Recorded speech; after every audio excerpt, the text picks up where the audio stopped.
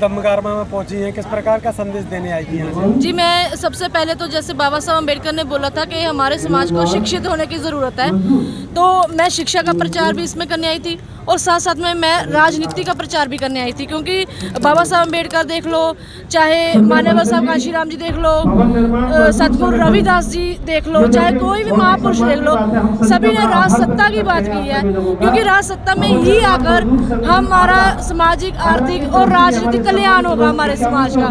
क्योंकि आप लोग आए दिन देख रहे हो खबरों में, इलेक्ट्रॉनिक मीडिया, प्रिंटेड मीडिया में देख रहे हो कि कैसे हमारे लोगों का शोषण होता है। इस पर मैंने किताबें भी लिखी है, नीचता की जड़, तो ताकि समाज के हर कोने में पता चल सके कि भारत के हर कोने में, भारत आज विश्व गुरु नहीं है, भारत जो है जातिवाद का एक थंब बन चुका है। सबसे ज़्यादा कास्टिज्म जो है वो भारत में ही है।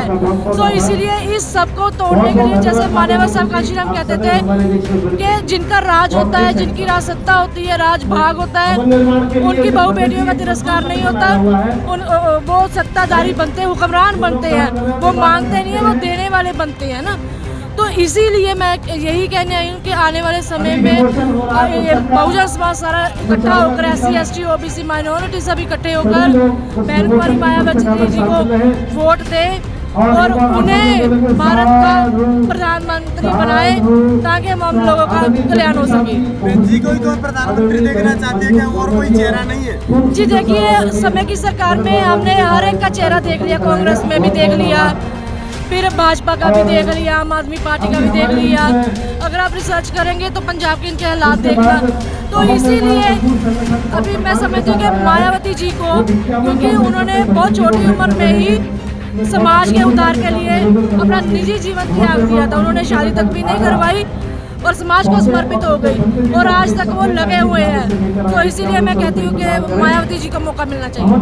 लोग तो कहते हैं बहन जी अपना परिवारवाद स्थापित कर रही है, वो कहाँ राजनीति कर रही है? नहीं सर, अभी ये अनाउंस नहीं होना कि उन्होंने उत्तराधिकारी घोषित किया है। अभी तो वो है, अभी वो है, वो इस एज में भी काम कर रहे हैं। आप ये देखिए ना, इस एज में भी वो काम कर रहे हैं।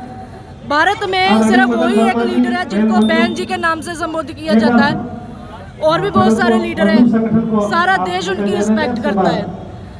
बहुजनों की अगर जिंदा देवी कोई है तो वो बहन कुमारी माँ। बहन जी प्रधानमंत्री बन जाएंगे तो क्या कुछ कर पाएंगे? क्या चाहते हैं बहुजन समाज के लिए, क्या कर पाएंगे? जैसे कि वो उत्तर प्रदेश की 3-4 बार की मुख्यमंत्री रही है, आप उनका अगर वो देखें ना रिसर्च करके कि उन्होंने मेडिकल के लिए क्या मेडिकल फैसिलिटी करी। आपको मैं बताना चाहती हूँ कि उस समय के जो अधिकारी थे, उत्तराधिकारी थे, सरकारी अधिकारी थे, वो उनके सामने बैठने को भी डरते थे कि पता नहीं आज किसकी शामत आ जाए, किसकी विकेट गिर जाएगी। मायावती जी के राज में मुझे एक बात बहुत अच्छी लगी, मायावती जी जो थी वो सरप्राइज दौरे किया करती थी, बताकर नहीं आती थी। वो अगर देखती थी कि कहाँ पर किस गली मोहल्ले का विकास करने वाला, और उनसे क्षमा मांगती थी अधिकारी से। अगर ये इस टाइम में नहीं हुआ तो उसको सबके सामने निलंबित कर दिया जाता था। तो उनकी रूल व्यवस्था देखिए, सबसे ज़्यादा उन्होंने गैंगस्टरवाद, गुंडाराज खत्म किया था, उन पर धाराएं लगाकर उनको अंदर किया था। लेकिन अगर आप पंजाब में देखें आम आदमी पार्टी में, तो सबसे ज्यादा गुंडाराज वही हुआ है अभी, आतंकवादी गैंगस्टरवादों का। आए दिन किसी को भी गोली मार देते। तो मैं ये कहती हूँ, भारत में बहन कुमारी मायावती जी का राजभाग होना बहुत जरूरी है। क्या आप राजनीति में कदम रखेंगे भविष्य में? जी बिल्कुल, अभी मेरे पास इंग्लैंड की नेशनैलिटी नहीं है, अगर मौका मिला तो मैं ज़रूर लड़ूंगी, क्योंकि मैं अपने माथे पर कलंक नहीं लगाना चाहती। जैसे बाबा साहब अम्बेडकर ने बोला था कि मुझे मेरे पढ़े लिखे समाज ने धोखा दिया।